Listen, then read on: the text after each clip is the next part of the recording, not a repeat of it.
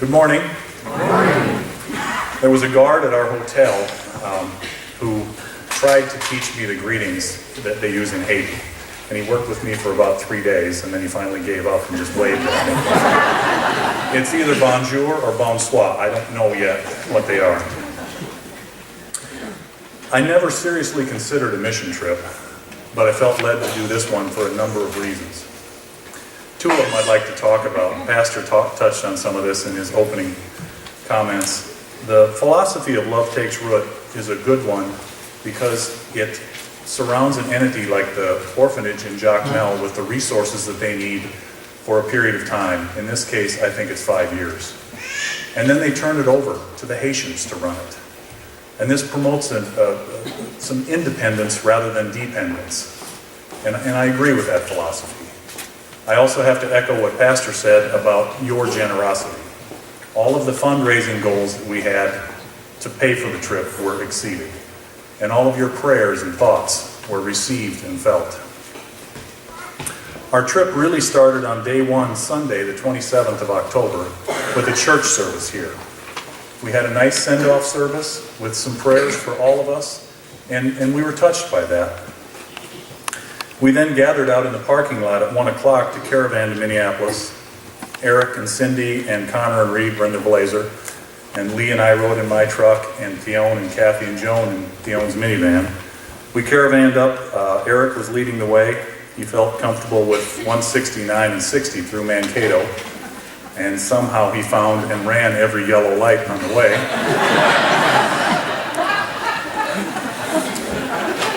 We stayed in the Radisson in Bloomington that night because we had an early morning the next day, and we had a chance for some dinner that night to kind of reflect on what was coming. Day two, Monday the 28th, was an early start. I was up at 3:15. Our flight left at 6:05, so we decided to meet down in the lobby of the hotel at about 4:15. I got down there a little early, and there was another group of guys standing there, and I thought they must be doing something important to be up this early. So I struck up a conversation with them, thinking that they would tell me they were going hunting or fishing or something, kind of a Minnesota thing to do. And they said, no, we're going on a mission trip to Haiti. And I said, so are we. And we kind of exchanged some notes. One of them was from Fergus Falls. He worked for the DNR. We got to the airport, we took the hotel shuttle, and we got through checking our bags and our boarding passes, and when we got to the gate, it was full. The plane was full. And there were at least 3 more groups that were going to Haiti. They wore common t-shirts. Our flight arrived in Miami at about 10 o'clock that morning, and then we had the rest of the day to just relax and spend a little time by the pool and had a nice dinner that night. Day 3, Tuesday the 29th, we left from Miami for Port-au-Prince at 10 o'clock. And we landed at noon at Port-au-Prince. Franz was going to pick us up. He was to be our chauffeur, and he's also the one who runs the orphanage. We had about an hour and 20 minutes before Franz got there to kind of take in all the sights at the airport in Port-au-Prince. And here is where it really kind of became a personal challenge for me. The poverty and despair was overwhelming in Port-au-Prince. And I really thought, what am I doing here? I can't help. This is too big. We stopped for gas in Port-au-Prince, and the gas station had an armed guard, and I think there was some other security people there. And one of the things you notice about actually all of Haiti is there really are no traffic rules. I don't even think there's suggestions. After we got gas, we were pulling out onto the road, and there was a median in front of us, so you had to turn right, because if you turned left, you were going into oncoming traffic. So as we're pulling out, there were 9 heads in the van looking this way, and we turned left. It seemed like we drove for about a block into oncoming traffic, but I'm not sure if it was that long. And there's motos, which are a combination between a moped and a motorcycle, and vans and cars and tap-taps and a lot of different things on the road. And it seems the most important piece of equipment on them is their horns. Here, when we honk our horns, it's usually out of anger or like a warning. But there it seems to have a language of its own. We pull up behind somebody or 5 people riding on a moto, and if you hit the horn 3 times, they know that means they better move over. And one of them usually waves you by as you drive by them in the same lane. And oddly enough, when I was down there, I never saw a traffic accident. So they have their own system of doing things.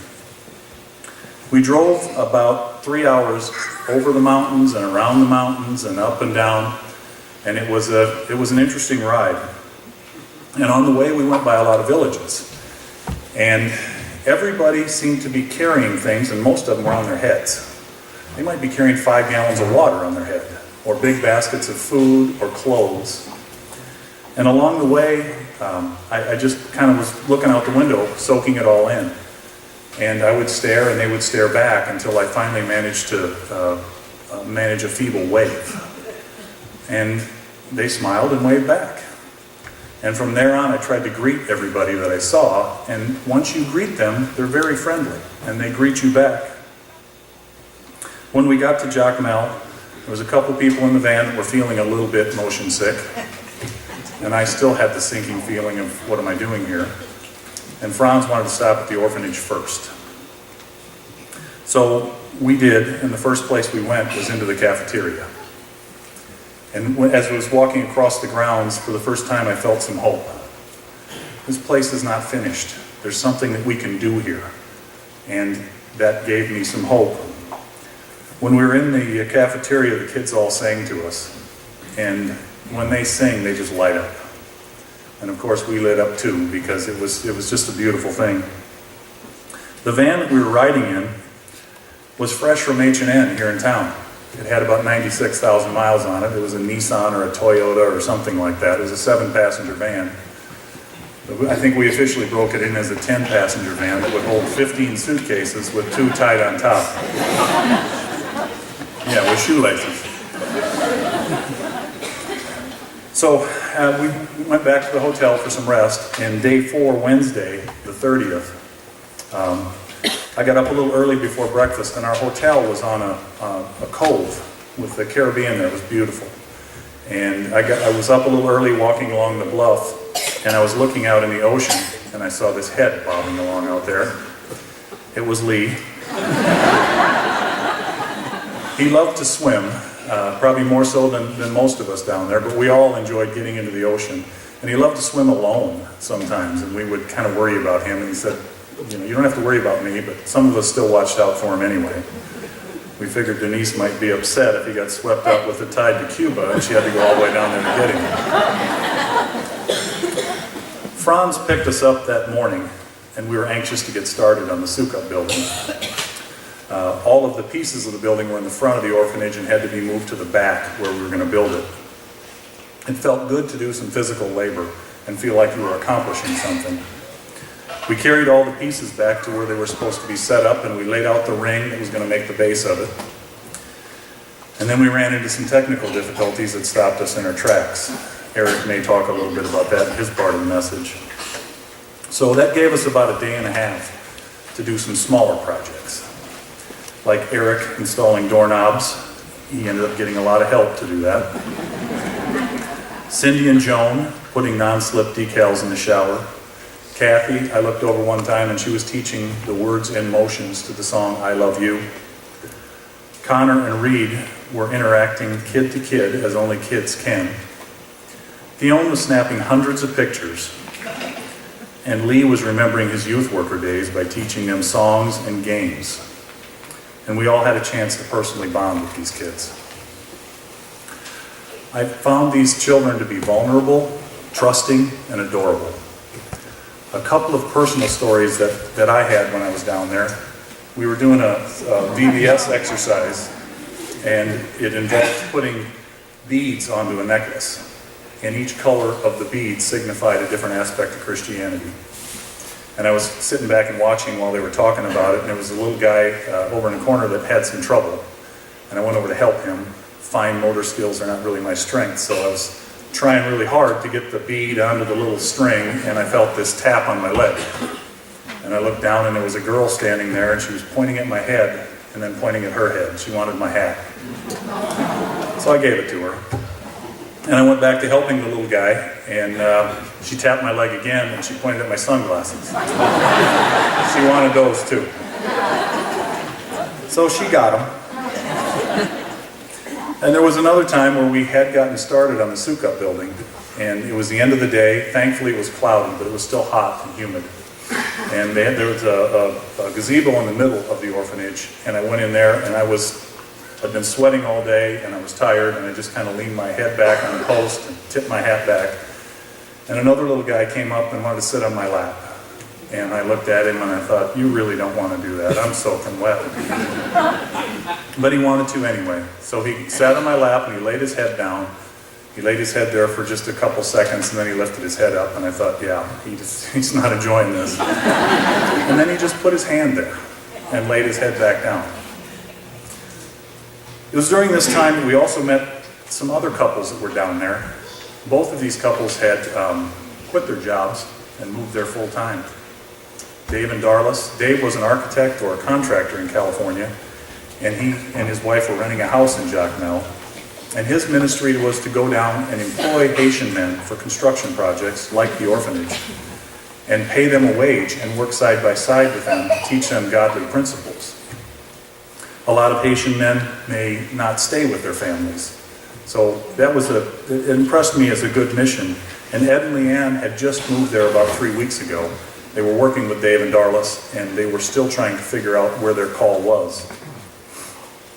So Friday, day 6, was the 1st of November, and we finally got started in earnest on the Sukkot building. That day, Dave and Ed and one other guy showed up from the U.S., and then 5 Haitian laborers.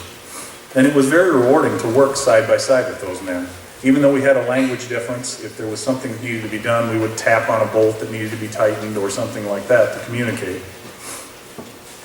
When we were having our meetings back here before the trip, a lot of the group talked about leaving some clothes there for people to wear. And as I was walking around the orphanage, I'm thinking, there's nobody here that needs a size 14 shoe or could wear any of my clothes. And then one of the Haitian crew, his name was Anderson. He was 6'6", and his reach came in very handy.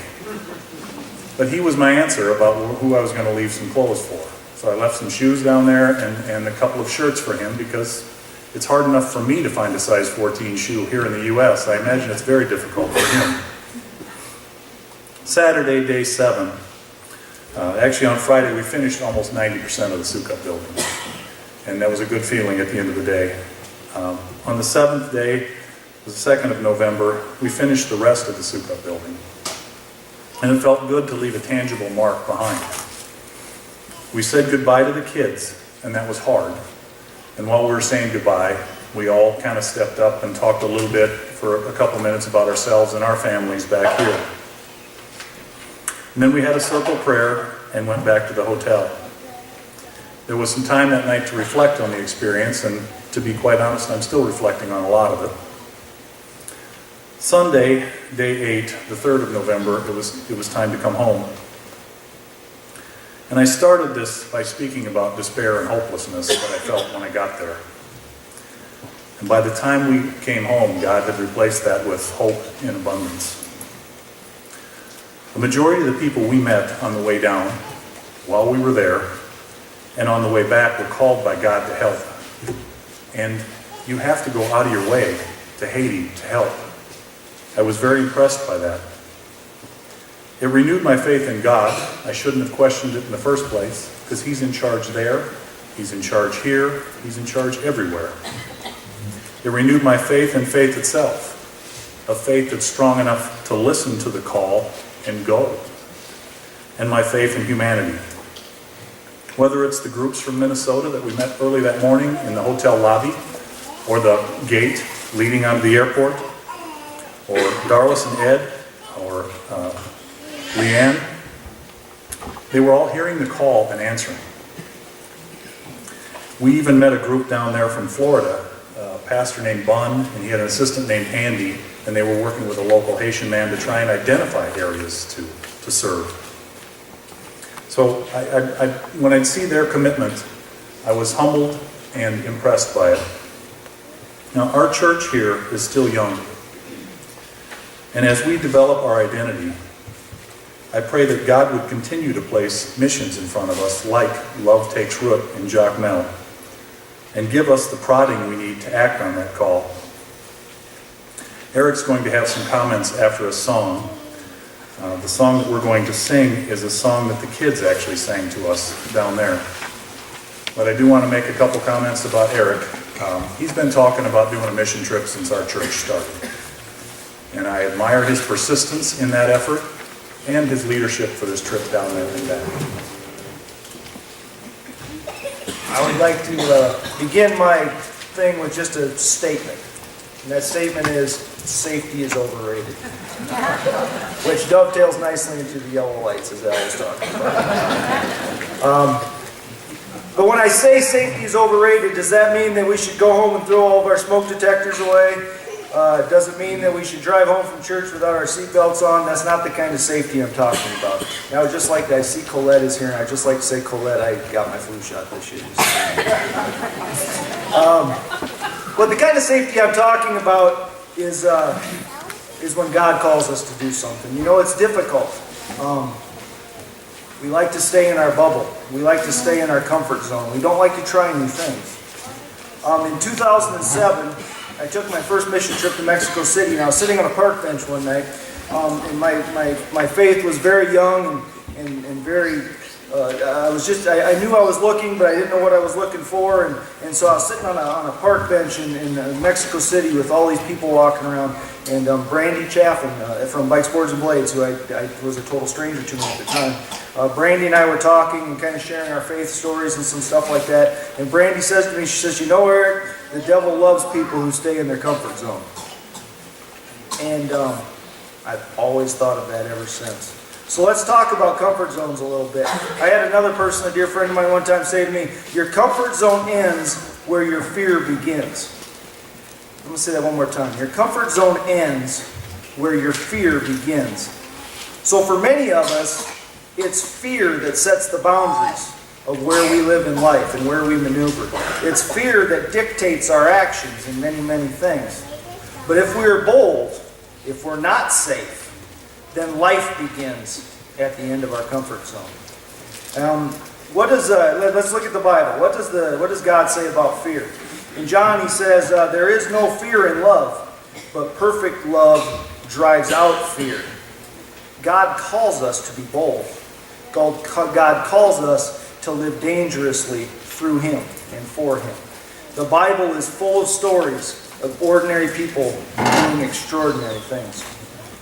On this trip, everybody had to go out of their comfort zone. They were leaving their loved ones behind. They're traveling to a strange land. None of us could speak Creole. And then just the reality of Haiti, and it's an incredibly beautiful and wondering place, but Port-au-Prince is humbling. Port-au-Prince is humbling to anybody. It will take you out of your comfort zone. It wasn't my first time in Haiti, it wasn't my first mission trip, but it took me out of my comfort zone as well.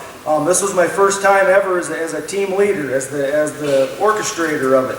This was the first trip for Faith Lutheran Church, and so I felt a lot of pressure that I wanted it to be a good trip and meaningful, that all of your contributions and all of your support would be worthwhile. It was the first time that Love Takes Root had ever sent a team down where Rick or Barb hadn't been directly involved in it, and so it took them out of their comfort zone a little bit as well. There was a lot of firsts on this one. And when you have those doubts and when you have those insecurities, then that's when the whispers come in the night. And I'm sure I'm not the only one that has those, but you know, all of a sudden you're laying there and all of a sudden the whispers start to talk to you and you say, what if something goes wrong? What if everybody hates this trip? What if I'm a little weird, but what if this isn't for everybody? You know, what if it's not worth it? What if at the end of the day we come back and it's like, boy, that was a lot of work and not a lot of gain? I had 8 people trusting in me, including my wife and my kids, that I was going to lead us and I was going to keep us safe and I was going to make it worthwhile. And I felt that. And one night, I don't know how, when I read my Bible, I just kind of flip it open and I just kind of see where I want to be that day. And one night I flipped it open, and I found Proverbs. And it says, "Trust in the Lord with all your heart, and lean not on your own understanding. In all ways submit to Him, and He will make your paths straight." And there was the answer. I had 8 people trusting in me, but I wasn't trusting in God.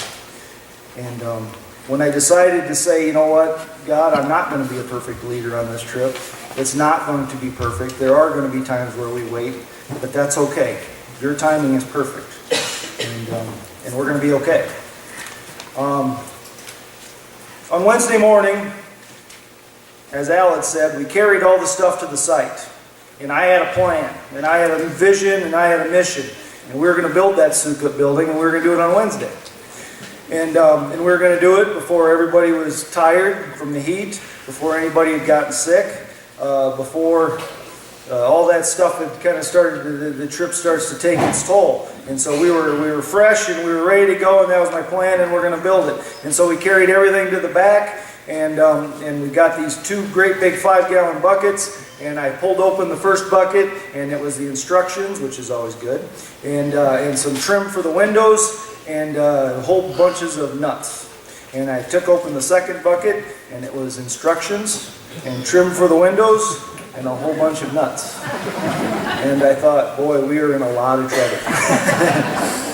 Because you can't go to Menards in Jacmel, Haiti and get 5,000 bolts. It's just not going to happen.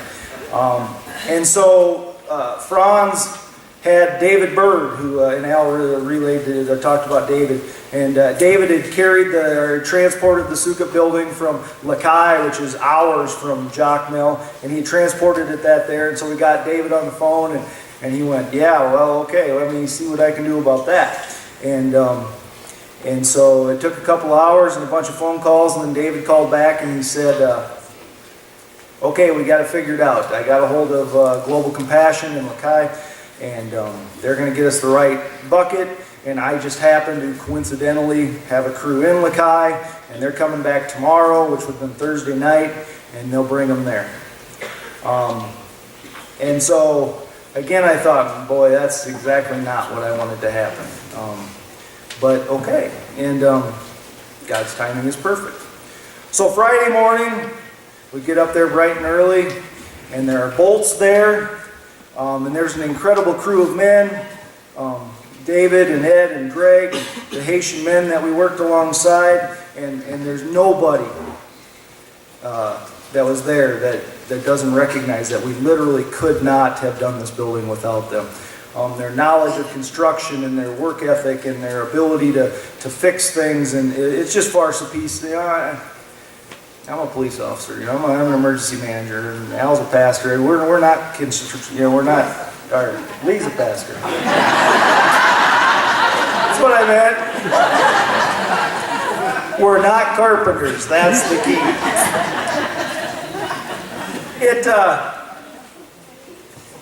It could not have been done without him. And if we'd have started on Wednesday, we'd have struggled and we'd have fought. And it was incredibly hot every day we were there. But Friday it was a little overcast and it was a little bit of a respite. I'm called to do missions. I never feel more complete than when I'm on the mission field. That's what I love to do. But it's not for everyone, and I understand that. But everyone is called for a purpose in the kingdom of God. Howard Thurman once said, "Don't ask what the world needs. Ask what makes you come alive and go do it." Because what the world needs is people who have come alive. What makes you come alive? We cannot let the fear stop us. The fear of rejection, or the fear of failure, or the fear of not being good enough. Perfect love casts out fear. Acts 1 verse 8 says, "But you will receive power when the Holy Spirit comes on you, and you will be my witnesses in Jerusalem, and in all of Judea and Samaria, and to the ends of the earth." That's Acts 1 verse 8. When it goes into verse 9, it talks about Jesus ascending.